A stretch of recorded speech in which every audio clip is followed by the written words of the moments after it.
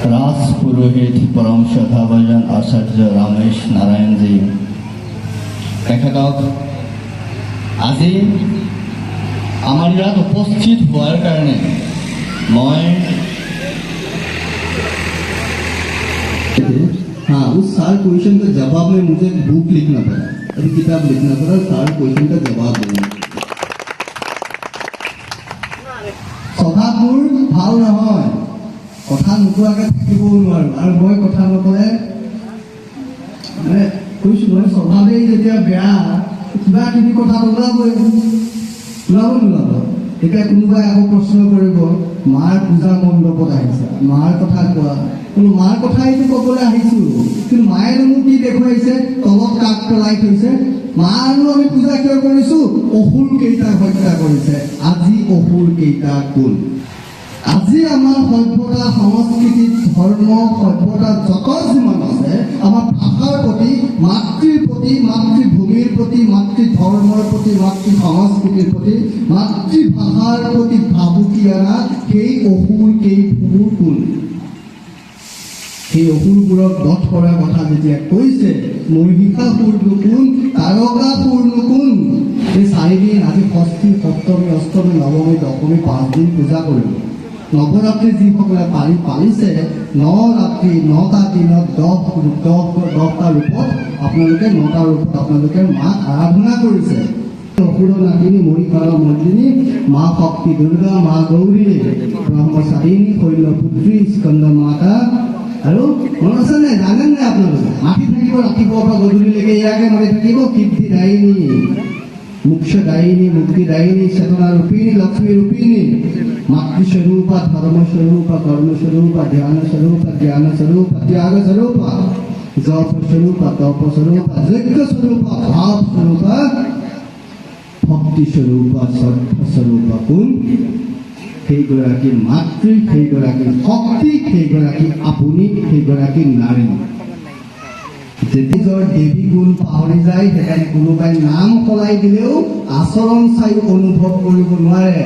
ক'ৰবাত আমাৰ মহিলাই, হিন্দু মহিলাই ভিতৰত থকা দেৱীৰ চৰিত্ৰ হেৰুৱাইছে নেকি?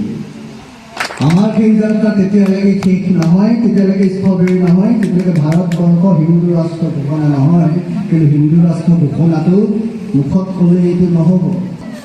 পৃথিৱীত প্ৰায় 56খন ইছলামিক দেশ, প্ৰায় 71-75খনমান খ্ৰীষ্টিয়ানৰ দেশ। হিন্দুৰ কাৰণে এখন দেশ বিচাৰোঁতেই তোমালোকৰ ইমান ভয় কিয়? হিন্দুৰ কাৰণে ভাই এখন দেশে বিচাৰিছিল, তাতো ভয়। বিশ্বৰ 56খন দেশৰ ভয় কিয়? আজি কি চিনেমা চাই? দক্ষিণৰ চিনেমা, চাউথৰ চিনেমা চাই কিয়? আজি যদি শেহতীয়া 3-4 বছৰৰ হিচাপ কৰে, আটাইতকৈ হিট চিনেমা কেইখনৰ নাম কি? বাহুবলী হয়, হয়নে নহয়? চাইছে নাই বাহুবলী 1, 2? তাৰপিছত পদ্মাৱত, তাৰপিছত এই যে কি অক্ষয় কুমাৰ এখন কি আছিলে, কি মাৰ্জাবা গান চলি আছিলে, পাহৰি গ'লো। কি দেখিছে নাই? আৰু যদি কওঁ ইয়াত খানৰ চিনেমা নাই, আৰু খানৰ যদি আছে বজৰংগী ভাইজান, থিম কি? বাহুবলীৰ থিম কি? তানাজীৰ থিম কি? পদ্মাৱতৰ থিম কি? বজৰংগী ভাইজান সলমান খানৰ চিনেমা। আৰু বজৰংগী ভাইজান মানে কি? তাৰ থিম কি? আৰাধ্য দেৱী দেৱতা কোন? চিন্তা কি? সেইকাৰণে আমাৰ মানুহে চাইছে, বাকী চিনেমা নাচায়। চাই নেকি? নাচায়। তেওঁ বুজি পোৱা হৈছে আমাক কোনোবাই পদ্ধতিগতভাৱে নষ্ট কৰিছে, আৰু সেইবোৰ মানুহে আহি আমাক নীতি শিক্ষা দিব।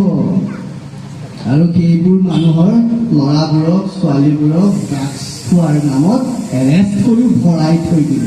সিহঁতে আমাক নীতি শিক্ষা দিব, আৰু আমি সিহঁতৰ পৰা শিকিব লাগিব।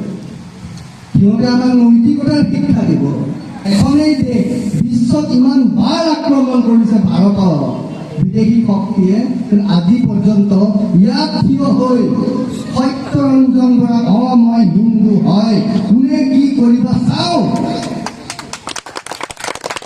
মই ইয়াত থিয় হৈ কৈছো মই সত্যৰঞ্জন বৰা, মই হিন্দু হয়, কাৰ কি কৰিব আছে, কাৰ কি কৰিব আছে চাওঁ, মই দেখুৱাই দিয়া মোক। এই কথা আজিও ক'ব পৰা হৈ আছো। এয়াই সনাতন, এয়াই শাশ্বত।